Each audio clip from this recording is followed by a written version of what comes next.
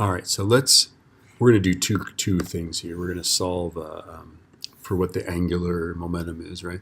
So we're going to say I1 omega 1 equals I2 omega 2, right? So a figure skater spinning at 3.2 radians per second pulls in their arms so that their moment of inertia goes from 5.8 kilogram meters squared to 3.4. So they decrease their moment of inertia. What is their new rate of spin? Okay, so let's just plug this in.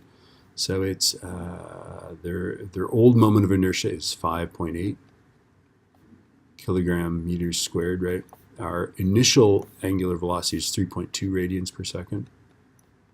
That's rather stately. Remember, 6.28 radians per second is 1 revolution per second. So this is 1 revolution every 2 seconds. Rather stately rate, okay? And then I2 is the new moment of inertia is 3.4 kilogram meters squared, right? And then the new angular momentum is what we're, sorry, angular velocity is what we're solving for. So go this times this divided by this. 5.8 times 3.2 divided by 3.4. And I get 5 point omega 2 is 5.4588 radians per second. So it's almost a rotation per second, right? A rotation per second would be 6.28, roughly. Okay, so that's the answer to the first question. We've got that right. The next one is, what are our initial and final kinetic energies? Because remember, in linear momentum, when linear momentum was conserved, the linear kinetic energy was not conserved, or translational was not. Let's look at the kinetic energies here. So it's going to be 1/2 I omega squared, right? So 1/2 5.8 times 3.2 squared. And that is 0.5 times 5.8 times 3.2 squared.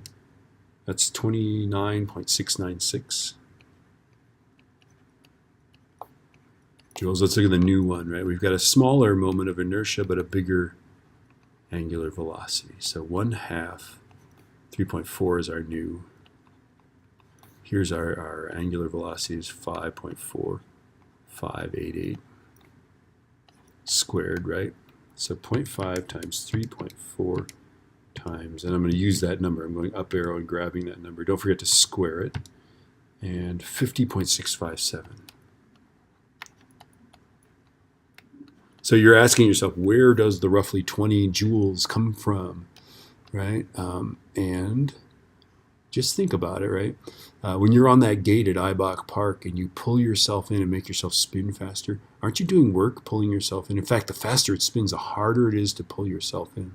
So literally that work that you do, moving yourself from here to here, that work you do turns into the rotational kinetic energy. I mean, it has to go somewhere, right?